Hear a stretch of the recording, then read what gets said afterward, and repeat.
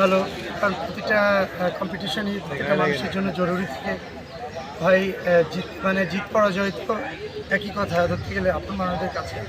তারপর চ্যালেঞ্জিংয়ের একটা জায়গা থেকে যাই, ইগোর একটা থেকে যাই। সেই জায়গাটা থেকে আমি আগে থেকে প্রিপারেশন ছিল যে আমি হারি জিতে আমি সমিতির জন্য কাজ করব। বাট আমি গত 6 বছর 8 বছর যে কাজ করেছি আমার মেম্বারদের জন্য, সেদিক দিয়ে আমার সবসময় বিশ্বাস ছিল যে আমি আশাহত হব না আমার মেম্বারদের কাছ থেকে, এবং সেটা হয়নি। বিপুল ভোটে আমি জয়লাভ করেছি।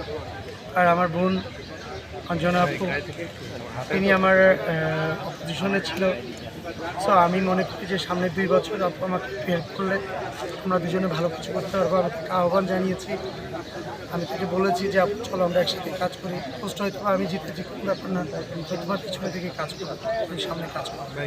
আর আমি আমার মেম্বাররা যারা আছে আমি চেষ্টা করব, আপনার চেষ্টা করবো তারা আমাকে যে ভোট দিয়ে জয়লাভ করেছে তাদের সম্মানটা যাতে ধরে রাখতে পারি, এবং তাদের জন্য এমন কিছু যাতে করতে পারি যেটাতে আমার এই কৃতজ্ঞতা এটা যাতে প্রকাশ করতে পারি।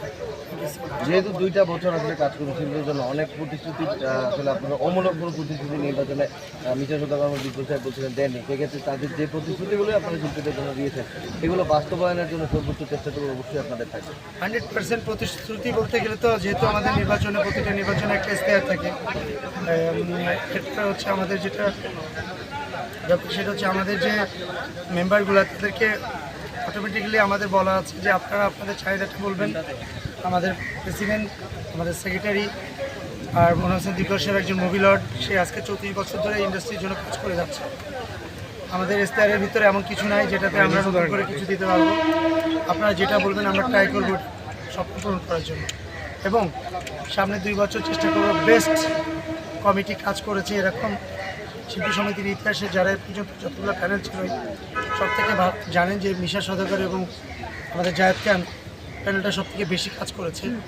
আমরা চাইবো সেই কাজটার থেকেও ব্যতিক্রমধর্মী কোনো কাজ করার জন্য, যেটাতে এটা সবার অন্তরে যেতে থাকে। থ্যাংক ইউ সো মাচ, সবার কাছে দোয়া প্রার্থনা করছি। Thank you.